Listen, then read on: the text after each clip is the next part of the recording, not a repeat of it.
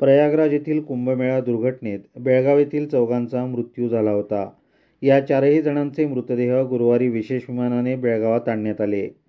काल गुरुवारी सायंकाळी 5च्या सुमारास महादेवी भावनूर आणि अरुण कोपर्डे या दोघांचे मृतदेह बेळगावात आणण्यात आले, तर वडगाव येथील मायलेक ज्योती हत्तरवाट आणि त्यांची मुलगी मेघा हत्तरवाट यांचे मृतदेह गोव्यातून रात्री उशिरा बेळगावला आणण्यात आले।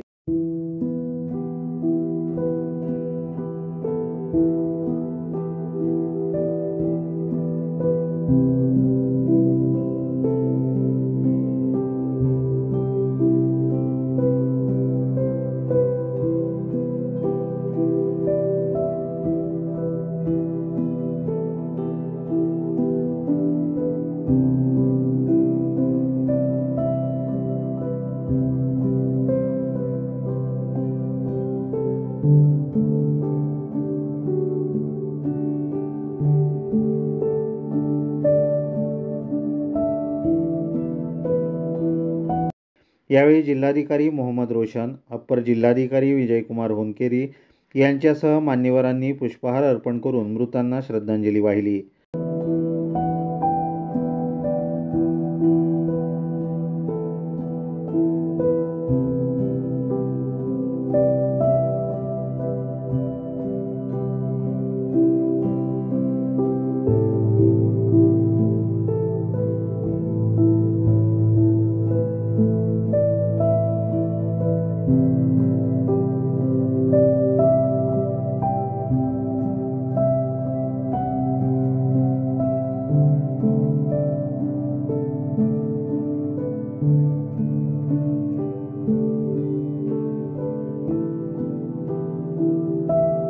त्यानंतर बेळगाव जिल्हा रुग्णालयात शवविच्छेदन करून आज सकाळी मृतदेह कुटुंबियांकडे सुपूर्द करण्यात आले।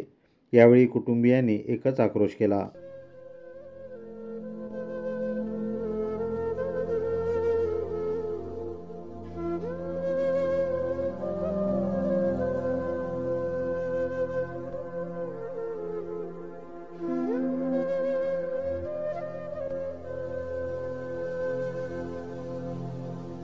या दुर्दैवी घटनेनंतर हत्तरवाट कुटुंबियांच्या घरातील श्वानाने धसका घेऊन चक्क खाणेपिणे सोडले होते। दरम्यान आज सकाळी या मायलेकींचे पार्थिव निवासस्थानी आल्यानंतर त्या श्वानालाही अश्रू अनावर झाले। यावेळी त्याने दोघींच्या पार्थिवाजवळ फेरी मारली आणि क्षणभर तिथे बसून श्रद्धांजली वाहिली। हे दृश्य पाहून उपस्थितांचेही डोळे पाणावले।